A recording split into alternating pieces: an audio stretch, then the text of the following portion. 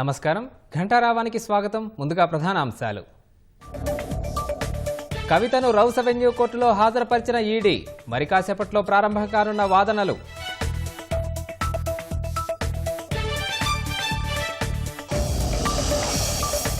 మద్యం కేసులో Delhi CM కేజ్రీవాల్కు bail మంజూరు 1,00,000 పూచీకత్తు 15,000 బాండ్ సమర్పించాలన్న రౌస్ అవెన్యూ కోర్టు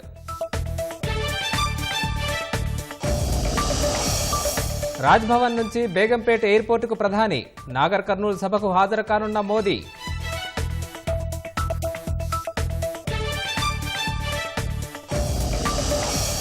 మధ్యాహ్నం 3 గంటలకు మోగనున్న ఎన్నికల నగారా లోక్సభతో పాటు 4 రాష్ట్రాల పోరుకు షెడ్యూల్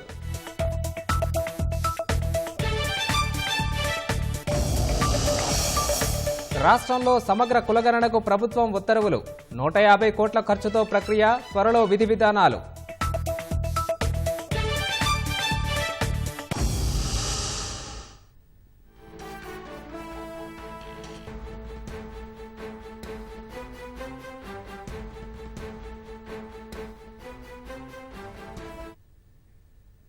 తాజా అంశాన్ని చూస్తున్నాం. ఢిల్లీ మద్య కుంభకోణం కేసులో కవితను ఈడీ అధికారులు కోర్టులో హాజరుపరిచారు. కాసేపటి క్రితమే రౌస్ అవెన్యూ కోర్టులో ప్రవేశపెట్టారు. అంతకుముందు ఈడీ కార్యాలయంలో మహిళా వైద్యులు కవితకు వైద్య పరీక్షలు నిర్వహించారు. నిన్న బంజారా హిల్స్లోని కవిత నివాసంలో ఆమెను అరెస్ట్ చేసిన ఈడీ అధికారులు శంషాబాద్ విమానాశ్రయం నుంచి నేరుగా ఢిల్లీకి తరలించారు. అనంతరం ఈడీ కేంద్ర కార్యాలయానికి కవితను తీసుకెళ్లిన అధికారులు అక్కడి ప్రత్యేక సెల్లో ఉంచారు. ఈ మేరకు ఈడీ కార్యాలయం వద్ద భారీ భద్రత ఏర్పాటు చేశారు. మద్యం కుంభకోణంలో కవిత పాత్ర ఉన్నట్లు తగిన ఆధారాలున్నాయని అరెస్టు నోటీసుల్లో ఈడీ పేర్కొంది.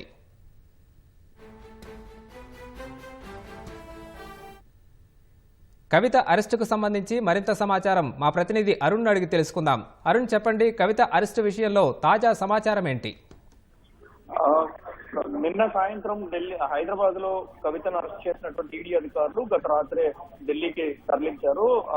అనంతరం ఈడీ కేంద్ర కార్యాలయంలోని ప్రత్యేక సెల్లో కవితను ఉంచడం జరిగింది. ఈ రోజు ఉదయం గత రాత్రి వచ్చిన తర్వాత కొన్ని వైద్య పరీక్షలు నిర్వహించినటువంటి ఈడీ అధికారులు ఈ రోజు ఉదయం పూర్తి స్థాయి మహిళా వైద్య బృందంతో అన్ని రకాల పరీక్షలు నిర్వహించిన అనంతరం ఈడీకి సంబంధించి అదేవిధంగా సిబిఐకి సంబంధించి కేసులు విచారిస్తున్నటువంటి ప్రత్యేక సిబిఐ కోర్టు న్యాయమూర్తి ఎదుట కవితను హాజరుపరిచినట్లుగా కొంచెం ఈడీ అధికారులు వెల్లడించడం జరిగింది. అయితే కవితకు తదుపరి కవితను రిమాండ్ కు విధించారా లేదు ఈడీ కస్టడీకి అనుమతించారనేటువంటి విషయాలపైన పూర్తి స్థాయిలో వాదనలు జరిగిన తర్వాత మాత్రమే బయటికి రావడానికి అవకాశం ఉంటుంది. వాదనల అనంతరమే మిగతా విషయాలు వెల్లడి కాబోతున్నాయి. కవితను న్యాయమూర్తి ముందు హాజరుపరిచినట్టుగా ఈడీ అధికారులు ఇచ్చినటువంటి సమాచారంతో కోర్టు ప్రాంగణం వద్ద పూర్తి స్థాయి భద్రతా బందోబస్తు ఏర్పాటు చేయడం జరిగింది.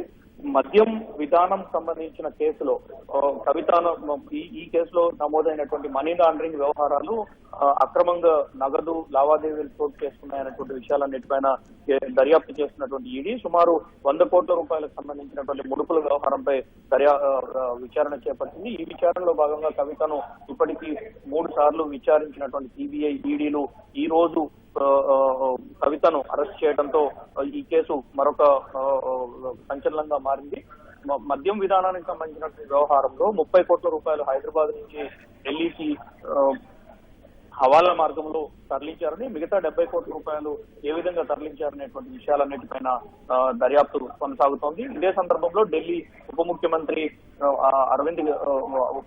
మనీష్ సిసోడియా, ఆయనతో పాటుగా ఆమ్ ఆద్మీ పార్టీకి సంబంధించినటువంటి ఎంపీ సంజయ్ సింగ్, వీరితో పాటు మరికొంతమంది నిందితులుగా ఉన్నటువంటి అరుణ్ రామచంద్ర పిల్లే, అదేవిధంగా మాగుంట రాఘవ, అరబిందో గ్రూప్ సంస్థలకు సంబంధించినటువంటి ఉప చైర్మన్ గా ఉన్నటువంటి వారందరినీ ఇప్పటి వరకు ఈడీ సిబిఐలు అరెస్ట్ చేశాయి. అయితే కొంతమంది వ్యక్తులు బెయిల్ పై బయటికి రావడము, వారంతా తదుపరి ఈ కేసుకు సంబంధించి తాము విచారణకు సహకరిస్తామని చెప్పడంతో కొంతమంది నిందితులు బెయిల్ పై బయటకు విడుదలయ్యారు. మరికొంతమంది మాత్రం మనీష్ సిసోడియా, సంజయ్ సింగ్ వంటి నేతలు, ఆమ్ ఆద్మీ పార్టీకి సంబంధించినటువంటి నేతలు, వీరితో పాటుగా అరుణ్ రామచంద్ర పిల్లే వంటి వ్యక్తులు ఇంకా బెయిల్ పైన బెయిల్ ఇవ్వడానికి సాధ్యం కాదు అని చెప్పి ఇటీవల వరకు సుప్రీంకోర్టు వరకు వెళ్ళినప్పటికీ బెయిల్ లభించలేదు. అయితే ఇప్పుడు కవిత అరెస్టుతో గతంలో అరుణ్ రామచంద్ర పిల్ల ఇచ్చినటువంటి వాంగ్మూలము, అదేవిధంగా కవిత పిఏగా చేసినటువంటి అశోక్ కౌశిక్ ఇచ్చినటువంటి వివరాలు, వీటితో పాటు ఈ కేసులు ఈ దర్యాప్తులో వచ్చినటువంటి అనేక అంశాలను ఆధారం చేసుకుని కవితకు నోటీసులు జారీ చేయడంతో గత ఏడాది సెప్టెంబర్ 15న కవిత హాజరయ్యేందుకు విముఖత చూపడంతో పాటు సుప్రీంకోర్టులో ఈ విషయాలన్నింటినీ ఈడీ అధికారులు కూడా వెల్లడించడం జరిగింది. అయితే ఆ రోజు ఇచ్చినటువంటి సమాచారం ప్రకారం సెప్టెంబర్ 15 నుంచి 10 రోజుల పాటు తాము, అంటే తదుపరి విచారణ జరిగే వరకు తాము కవితకు ఎలాంటి సమన్లు జారీ చేయబోము అని చెప్పి ఆ రోజు చెప్పిన తర్వాత అప్పటి నుంచి ఇప్పటి వరకు కవితకు 2 సార్లు నోటీసులు జారీ చేసినా దానికి స్పందించకపోవడంతో నిన్న సోదాలు జరిపినటువంటి కవిత నివాసంలో సోదాలు జరిపినటువంటి ఈడీ అధికారులు నిన్న సాయంత్రం 5:15 సమయంలో అరెస్ట్ వారెంట్ ను కవితకు అందించి అరెస్ట్ చేసి ఢిల్లీకి తరలించడం జరిగింది. ఆ తరలించిన తరువాత ఈడీ కేంద్ర కార్యాలయంలోనే ప్రత్యేక వైద్యుల బృందంతో వైద్య పరీక్షలు నిర్వహించినటువంటి ఈడీ అధికారులు ఈ రోజు ఉదయం వైద్య పరీక్షల అనంతరం న్యాయమూర్తి ముందు ప్రవేశపెట్టినట్టుగా ఈడీ అధికార వర్గాలు వెల్లడించారు. ధన్యవాదాలు అరుణ్. మద్యం కుంభకోణం కేసులో ఢిల్లీ సీఎం కేజ్రీవాల్కు కోర్టు ఊరటనిచ్చింది. ఈ కేసులో ఢిల్లీ రౌస్ అవెన్యూ కోర్టు కేజ్రీవాల్కు బెయిల్ మంజూరు చేసింది. 15,000 బెయిల్ బాండ్, ₹1,00,000 పూచీకత్తుతో బెయిల్ ఇచ్చింది. ఢిల్లీ మద్యం కేసులో విచారణకు సహకరించడం లేదని ఈడీ చేసిన ఫిర్యాదు మేరకు కేజ్రీవాల్కు ఇప్పటికే 2 సార్లు కోర్టు సమన్స్లు జారీ చేసింది. కోర్టు ఆదేశాలతో ఈ ఉదయం కోర్టు ముందు హాజరైన కేజ్రీవాల్కు న్యాయస్థానం బెయిల్ మంజూరు చేసింది. కేజ్రీవాల్పై మోపిన అభియోగాలు బెయిల్ పొందడానికి అవకాశమున్న సెక్షన్లని న్యాయమూర్తి పేర్కొన్నారు. ఫిర్యాదులకు సంబంధించి పత్రాలను కేజ్రీవాల్కు అందజేయాలని ఈడీని కోర్టు ఆదేశించింది. అనంతరం న్యాయమూర్తి అనుమతితో కోర్టు నుంచి కేజ్రీవాల్ వెళ్లిపోయారు. ఎమ్మెల్సీ కవిత అరెస్టును కూకట్పల్లి ఎమ్మెల్యే మాధవరం కృష్ణారావు ఖండించారు. రాజకీయ కక్షతోనే ఎమ్మెల్సీ కవితను అరెస్టు చేశారని ఎమ్మెల్యే మాధవరం కృష్ణారావు ఆరోపించారు. 1,000 కోట్లు దోచుకుని దేశాన్ని విడిచి వెళ్లిన వారిని పట్టించుకోకుండా రాష్ట్ర సాధన ఉద్యమంలో క్రియాశీలంగా పనిచేసిన కవితను అరెస్టు చేయడం సరికాదన్నారు. రాజకీయ కక్ష సాధింపు చర్యలతో దేశానికి చెడ్డ పేరు వస్తుందని మాధవరం కృష్ణారావు తెలిపారు. ఎమ్మెల్సీ కవిత గారిని అరెస్ట్ చేయడం అనేటువంటిది బాధాకర విషయం.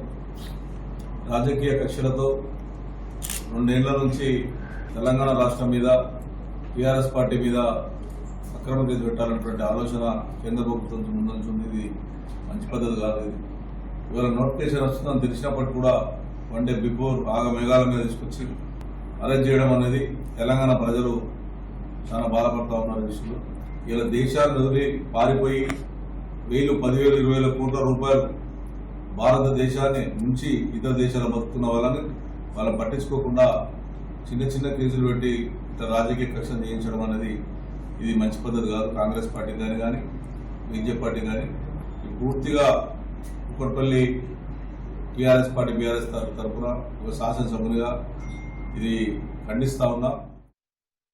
పార్లమెంటు ఎన్నికల ప్రచారంలో భాగంగా కాసేపట్లో ప్రధాని నరేంద్ర మోదీ ఉమ్మడి పాలమూరు జిల్లాలో పర్యటించనున్నారు. నాగర్ కర్నూలు జిల్లా కేంద్రంలో ఏర్పాటు చేసే భాజపా విజయ సంకల్ప సభకు ప్రధాని హాజరు కానున్నారు. భాజపా అభ్యర్థుల గెలిపే లక్ష్యంగా మోదీ బహిరంగ సభ సాగనుంది.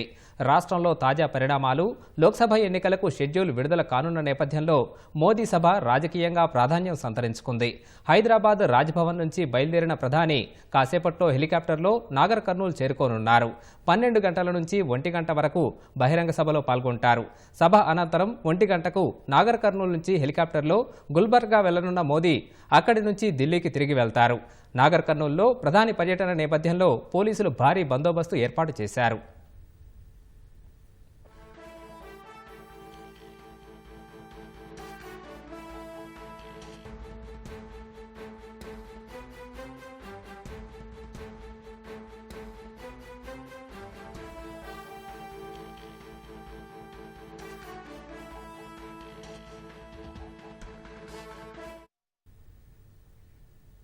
ప్రధాని మోదీ నాగర్ కర్నూలు సభకు సంబంధించి మరింత సమాచారం మా ప్రతినిధి స్వామికిరణ్ ప్రత్యక్ష ప్రసారం ద్వారా అందిస్తారు. ఉమ్మడి మహబూబ్ నగర్ జిల్లాలో ప్రధాని నరేంద్ర మోడీ ఈరోజు పర్యటించనున్నారు. నాగర్ కర్నూలు వేదికగా జరిగేటువంటి విజయ సంకల్ప సభలో ఆయన పాల్గొననున్నారు. ముఖ్యంగా ఉమ్మడి పాలమూరు జిల్లాలో ఉన్నటువంటి మహబూబ్ నగర్ అలాగే నాగర్ కర్నూలు పార్లమెంట్ నియోజకవర్గాల్లో భాజపా విజయమే లక్ష్యంగా మోడీ సభకు హాజరు కానున్నారు. గత కొద్ది రోజులుగా అంటే ఇంతకుముందు ఉమ్మడి పాలమూరు జిల్లాలో కృష్ణా కస్టర్ యాత్ర పేరుతో భాజపా ఇప్పటికే విజయ సంకల్ప యాత్రను చేపట్టింది. ఆ తర్వాత మొట్టమొదటిసారిగా ప్రధాని నరేంద్ర మోడీ అంటే అభ్యర్థులను ప్రకటించిన తర్వాత ప్రధాని నరేంద్ర మోడీ మొదటిసారిగా పాలమూరు జిల్లాకు వస్తున్నారు. గతంలో అంటే తెలంగాణలో ఏ ఎన్నికలు జరిగినా భాజపా మహబూబ్ నగర్ జిల్లా నుంచే ఎన్నికల ప్రచార శంఖారావాన్ని పూరిస్తుంది. అంతకుముందు జరిగినటువంటి 2019 లోక్సభ ఎలక్షన్స్ అలాగే 2018 శాసనసభ ఎలక్షన్స్, మొన్న జరిగినటువంటి 2023 శాసనసభ ఎన్నికల్లో కూడా పాలమూరు నుంచే భాజపా ప్రచార శంఖారావాన్ని పూరించడం జరిగింది. ఈ ప్రధాని 2 రోజుల పర్యటనలో భాగంగా నిన్న పర్యటన పూర్తి చేసుకొని ఈరోజు ఉమ్మడి పాలమూరు జిల్లాలో ఉన్నటువంటి నాగర్ కర్నూలు జిల్లా కేంద్రంలో జరిగే విజయ సంకల్ప సభకు ఆయన హాజరు కానున్నారు. ముఖ్యంగా ఉమ్మడి పాలమూరు జిల్లాలో ఈ 10 ఏళ్లలో కేంద్రం చేసినటువంటి అభివృద్ధిని ఈ సభ ద్వారా ప్రజలకు వివరించే ప్రయత్నం ప్రధాని మోడీ చేయనున్నారు. దీనిలో ప్రధానంగా జాతీయ రహదారులు అలాగే ప్రసాద్ పథకం కింద అలంపూర్ టెంపుల్కి సంబంధించినటువంటి డెవలప్మెంట్, దీంతోపాటు కేంద్రం ద్వారా ఉమ్మడి పాలమూరు జిల్లాకు వచ్చినటువంటి పథకాలు, వీటన్నిటిని కూడా ప్రధాని నరేంద్ర మోడీ ఇక్కడున్నటువంటి ప్రజలకు వివరించేటువంటి అవకాశం ఉంది. దీంతోపాటు ఈ ఉమ్మడి పాలమూరు జిల్లా అనగానే ప్రధానమైనటువంటిది పాలమూరు రంగారెడ్డి ఎత్తిపోతల పథకం, అలాగే జాతీయ రహదారులు, పరిశ్రమలు, జాతీయ విద్యా సంస్థలు, దీనికి సంబంధించినటువంటి డెవలప్మెంట్కి సంబంధించి అంతా ఎక్స్పెక్ట్ చేస్తారు. దీంతో ఇప్పటికే పాలమూరు రంగారెడ్డికి సంబంధించి 60% నిధులు కేంద్రం ఇస్తామని చెప్పేసి ఇప్పటికే జలవనరుల శాఖ స్పష్టం చేసినటువంటి నేపథ్యంలో పాలమూరు రంగారెడ్డి మీద భాజపా వైఖరిని కూడా మోడీ స్పష్టం చేసేటువంటి అవకాశం ఉంది. మొత్తంగా మహబూబ్ నగర్, నాగర్ కర్నూలు నియోజకవర్గాల్లో భాజపా అభ్యర్థులైనటువంటి డీకే అరుణ అలాగే భరత్ ప్రసాద్, ఈ ఇద్దరు అభ్యర్థుల గెలిపే లక్ష్యంగా మోడీ సభ సాగనుంది. తర్వాత ఈరోజు అంటే తెలంగాణలో జరిగేటువంటి తాజా రాజకీయ పరిణామాల నేపథ్యంలో కూడా మోడీ సభ అనేది రాజకీయ ప్రాధాన్యాన్ని సంతరించుకుంది. కవిత అరెస్ట్ కానీ, దాని తర్వాత జితేందర్ రెడ్డి కాంగ్రెస్లో చేరిక కానీ, ఇతర అంశాలు కూడా అంటే జాతీయ స్థాయి అంశాలతో పాటు రాష్ట్ర రాజకీయాల మీద కూడా ప్రధానమైనటువంటి కామెంట్స్ ఏమైనా చేసేటువంటి ప్రధాని మోడీ చేస్తారని చెప్పేసి అంతా ఆసక్తిగా ఎదురు చూస్తున్నారు. మొత్తంగా పాలమూరులో జరిగే ఈ సభను విజయవంతం చేయడానికి ఇప్పటికే భాజపా పూర్తి ఏర్పాట్లు చేసింది. సుమారు 1,00,000 మందిని టార్గెట్ పెట్టుకొని జన సమీకరణ చేసింది. ఇప్పటికే మోడీ వస్తున్నటువంటి నేపథ్యంలో సభకు భారీ ఎత్తున భాజపా శ్రేణులు తరలి వస్తున్నారు. ఈ సభ ద్వారా తెలంగాణలో అంటే ఉమ్మడి పాలమూరు జిల్లాలో ఒక్క సీటు అంటే రెండింటికి 2 సీట్లు గెలవాలనే సంకల్పంతో భాజపా ఈ సభను చేపట్టనుంది. ఇది నాగర్ కర్నూలులో జరిగే భాజపా విజయ సంకల్ప సభకు సంబంధించినటువంటి తాజా సమాచారం. Vote studio. రాష్ట్రంలో ఎకో టూరిజం అభివృద్ధికి అటవీ పర్యాటక శాఖలు సమన్వయంతో పనిచేయాలని ముఖ్యమంత్రి రేవంత్ రెడ్డి ఆదేశించారు. వన్యప్రాణులకు హాని కలిగించకుండా ప్రత్యేక పర్యాటక విధానం రూపొందించాలని చెప్పారు. రాష్ట్రంలోని పర్యాటక ప్రాంతాలకు అంతర్జాతీయ స్థాయి గుర్తింపు తెచ్చేలా ప్రత్యేక కన్సల్టెన్సీల ద్వారా ప్రతిపాదనలు చేయాలని ముఖ్యమంత్రి తెలిపారు. ఐఎఫ్ఎస్ ఖాళీలను భర్తీ చేసేందుకు కేంద్ర ప్రభుత్వాన్ని కోరనున్నట్లు సీఎం చెప్పారు. సచివాలయంలో అటవీ శాఖపై ముఖ్యమంత్రి రేవంత్ రెడ్డి సమీక్ష నిర్వహించారు. ఈ సమావేశంలో మంత్రి కొండా సురేఖ, ముఖ్య కార్యదర్శి వాణిప్రసాద్, అటవీ కన్జర్వేటర్ డోబ్రియాల్ సహా ఇతర ఉన్నతాధికారులు పాల్గొన్నారు. రాష్ట్రంలో ఎకో టూరిజం అభివృద్ధికి ప్రణాళికలు రూపొందించి అటవీ పర్యాటక శాఖలు సమన్వయంతో పనిచేయాలని సీఎం ఆదేశించారు. పర్యాటకుల్ని ఆకట్టుకునేలా వైవిధ్య ప్రాంతాల్ని గుర్తించి 2 విభాగాలు సంయుక్తంగా ప్రాజెక్టుల ప్రతిపాదనలు తయారు చేయాలన్నారు. అటవీ అందాలు, వన్యప్రాణులు, వలస వచ్చే విదేశీ పక్షులు, విభిన్న జీవ వైవిధ్యమున్న ప్రాంతాలు, హెరిటేజ్ ప్రదేశాలు, సంస్కృతికి అద్దం పట్టే వాటిని గుర్తించి అభివృద్ధి చేయాలని ఆదేశించారు. రాష్ట్రంలో అడవులతో ముడిపడి ఉన్న ప్రకృతి అందాల్ని, పర్యాటక ప్రాంతాలకు అంతర్జాతీయ స్థాయి గుర్తింపు సాధించేలా కృషి చేయాలని, అవసరమైతే ప్రత్యేకంగా కన్సల్టెన్సీల్ని నియమించి ప్రతిపాదనలు తయారు చేయించాలని రేవంత్ రెడ్డి ఆదేశించారు. ఉత్తర తెలంగాణలో కవ్వాల్, దక్షిణ తెలంగాణ వైపు అమ్రాబాద్ టైగర్ రిజర్వ్ ప్రాజెక్టులను పర్యాటక ప్రాంతాలుగా తీర్చిదిద్దేందుకు అవకాశాల్ని పరిశీలించాలని సూచించారు. వన్యప్రాణులకు హాని కలిగించకుండా ప్రత్యేక పర్యాటక విధానం తయారు చేయాలని చెప్పారు. ఇతర రాష్ట్రాల్లో అటవీ ప్రాంతాల్లోని పర్యాటకులు విడిది చేసేలా ఉన్న ప్రాజెక్టులను అధ్యయనం చేసి అక్కడ అనుసరిస్తున్న రక్షణ, భద్రతా చర్యల్ని రాష్ట్రంలోనూ అమలయ్యేలా చూడాలని చెప్పారు.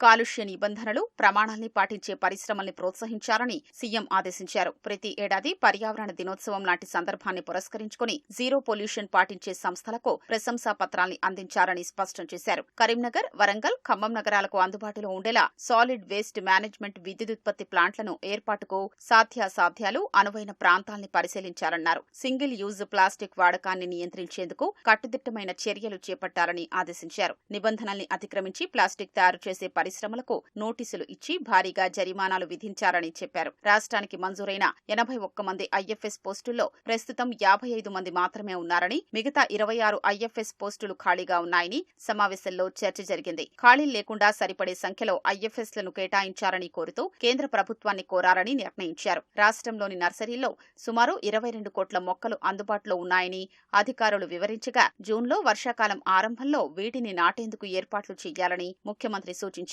అడవుల్లో చెట్ల నరికివేతతో ఖాళీ అయిన ప్రాంతాల్లో మొక్కలు పెంచాలని, అవసరమైతే అక్కడే బోర్లు వేయించి నీరందేలా చర్యలు చేపట్టాలని చెప్పారు. ఆక్రమణకు గురవుతున్న అటవీ భూముల చుట్టూ ప్రహరీ గోడ లేదా ఫెన్సింగ్ వేసి కాపాడేందుకు చర్యలు చేపట్టాలని అధికారుల్ని ఆదేశించారు. కేంద్రం నుంచి వచ్చే కాంపా నిధుల్ని సద్వినియోగం చేసుకోవాలని సూచించారు.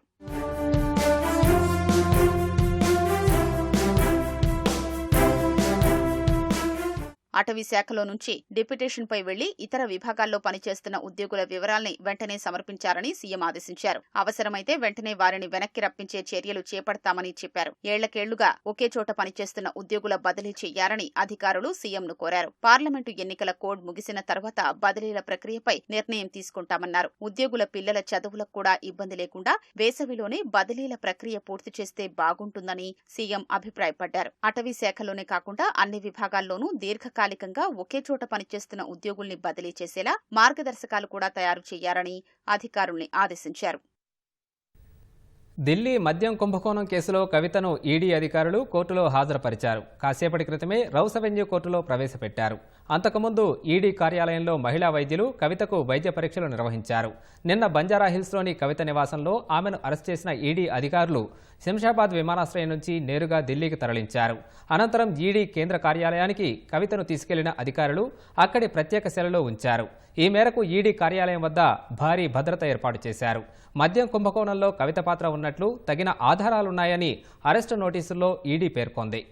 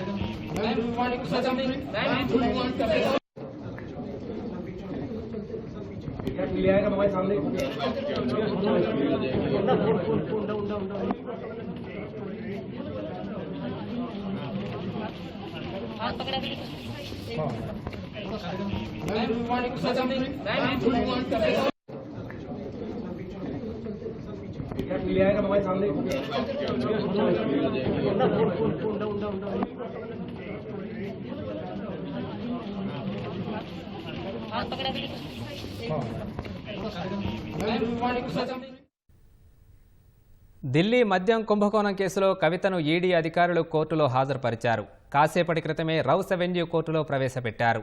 అంతకుముందు ఈడీ కార్యాలయంలో మహిళా వైద్యులు కవితకు వైద్య పరీక్షలు నిర్వహించారు.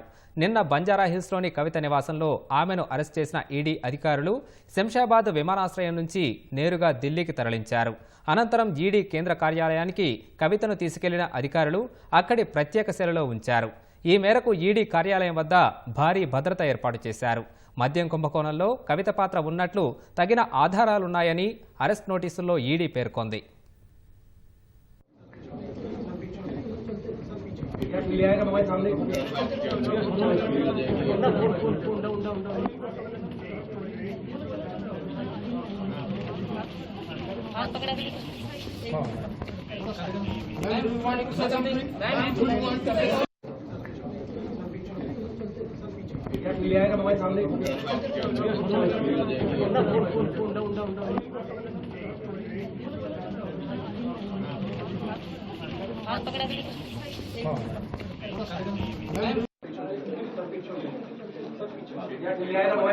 अरे भाई पीछे हो जाओ। जी जी जी थोड़ी साइड में थोड़ा side. Ma'am, do you want to say something? Do you want to say something? Fabricated case. जी फैब्रिकेटेड अरे भाई पीछे हो जाओ। जी जी जी थोड़ी साइड में थोड़ा side. Ma'am, do you want to say something? Do you want to say something? Fabricated case. जी फैब्रिकेटेड